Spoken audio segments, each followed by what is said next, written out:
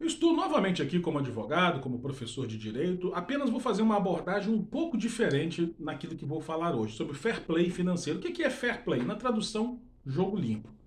O fair play financeiro para o esporte é algo que é praticado por uma autorregulamentação na Europa que exerce um certo controle sobre o endividamento dos clubes para que no futuro aquele investidor, o dono do clube, não vá embora e quebre uma instituição que tem ali seus milhares ou milhões de torcedores e que tem toda uma tradição, toda uma história, às vezes centenárias, né?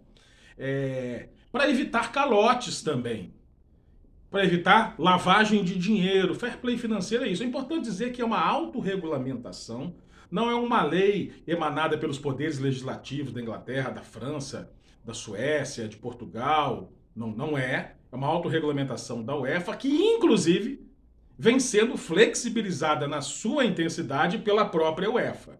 Então, o fair play financeiro é só isso, não é mais do que isso. Dito aquilo que disse até agora, o Botafogo, todo mundo que me conhece sabe que eu sou botafoguense. Eu sou um botafoguense de viajar com o clube muitas vezes, até para o exterior.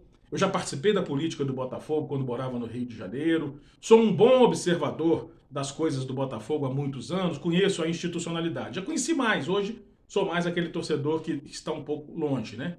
Mas o Botafogo tem mudado.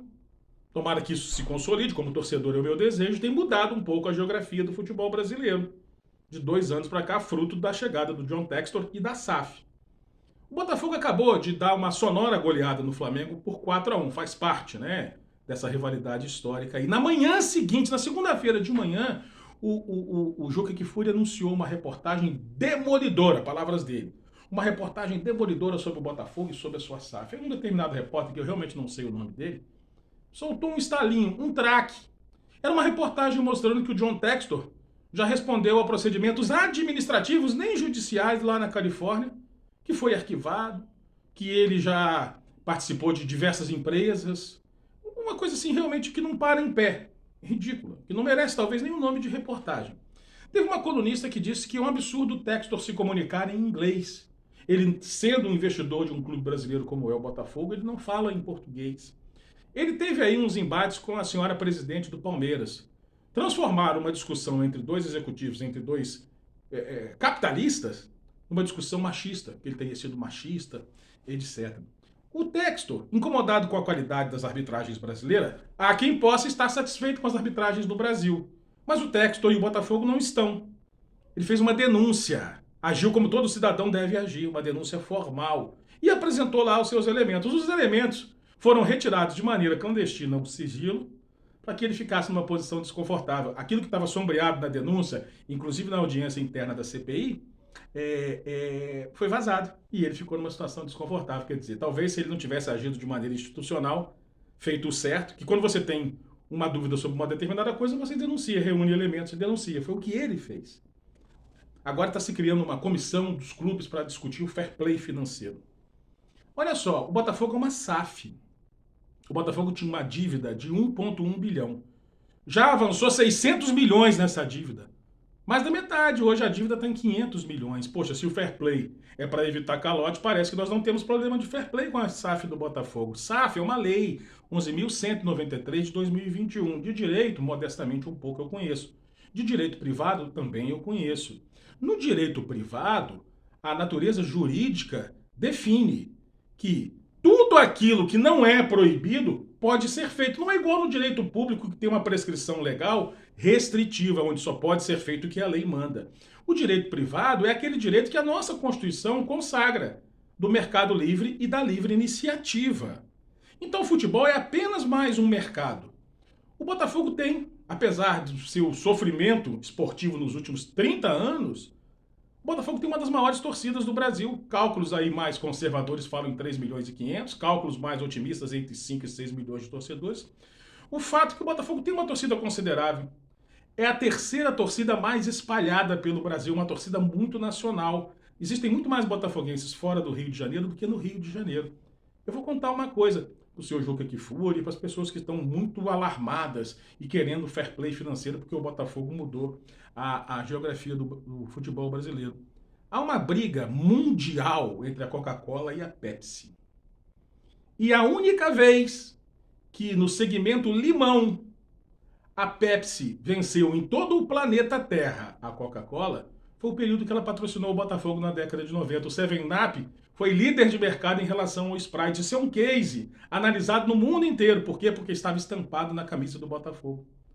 O Botafogo tem um estádio que está sob sua concessão legal, que é uma operação lucrativa e que nem tem naming rights ainda. E pode ter uma operação lucrativa muito maior.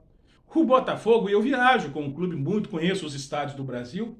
O Botafogo, todo ano, quando ele está bem, ele esgota os ingressos em todos os estádios que é visitante. Falta ingresso para o torcedor do Botafogo em Porto Alegre, falta ingresso para o torcedor do Botafogo em Campinas, falta ingresso para o torcedor do Botafogo em São Paulo, falta ingresso no Mineirão, aqui em Goiás falta ingresso, em Brasília, no Nordeste falta ingresso. Isso mostra que o Botafogo está em todo o Brasil.